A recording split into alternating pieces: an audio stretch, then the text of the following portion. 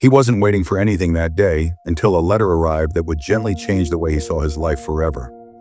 Arjun had stopped checking the old wooden mailbox years ago because nothing important ever came there anymore. Only electricity bills, advertisements, and the occasional bank notice reminding him of responsibilities he already felt too tired to carry.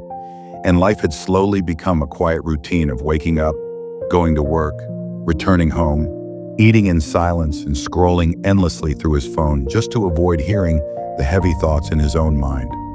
Because somewhere along the way, he had begun to feel that life had passed him by while he was busy trying to survive it.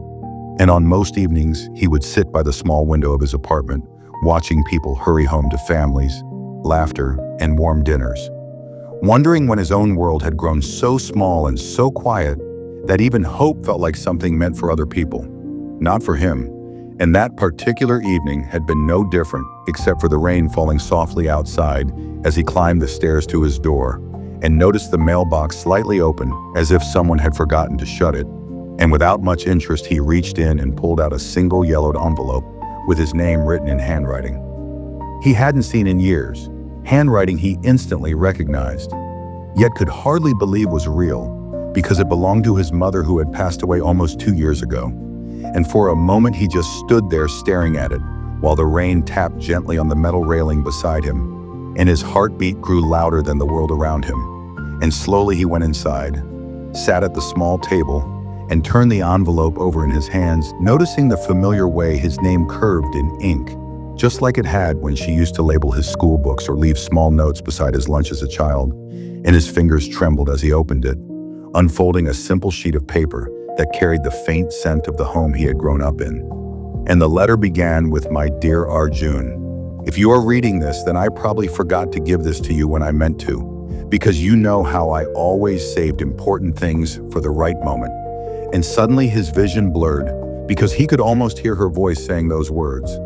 And he kept reading as the letter spoke about how proud she had always been of him, even when he doubted himself. How she had watched him carry responsibility silently, and how she knew he often felt he hadn't done enough or become enough.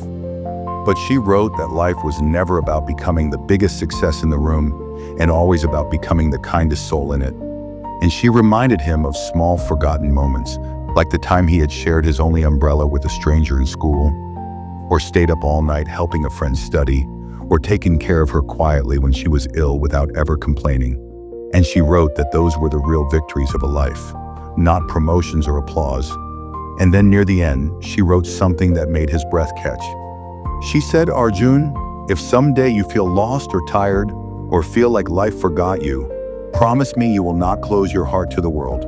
Go outside, talk to people, help someone. Start something small, because happiness does not arrive when life becomes perfect. It arrives when we decide to live, despite the imperfections." And he realized with a quiet shock that this letter, written long ago, had reached him on the exact evening he had been thinking that nothing in his life would ever change. And something inside him softened as if a locked door had gently opened, and for the first time in months, he didn't reach for his phone, but instead sat there remembering her laughter, her simple wisdom, and the countless small ways she had taught him that life's meaning was hidden in ordinary acts of kindness and courage. And that night he stepped out into the rain and walked to the nearby tea stall where he usually just passed by, ordered a cup, and ended up talking to the elderly owner, who smiled as if he had been waiting for someone to listen. And the conversation was simple but warm and strangely comforting. And the next day, Arjun volunteered to help a colleague struggling with work. And the day after, he called an old friend he had not spoken to in years. And slowly, almost invisibly, his world began to feel less heavy and more alive. Not because something dramatic had happened, but because he had begun to step back into life one small moment at a time. And weeks later, he placed the letter carefully beside his bed, realizing it had not arrived too late at all. It had arrived at the one moment he needed it most. And sometimes he would read it again, just to remind himself that even when life feels silent, love has a way of reaching us across time, and that the smallest message, arriving on an ordinary rainy evening, can gently guide a tired heart back toward hope. That's it for today. Thanks.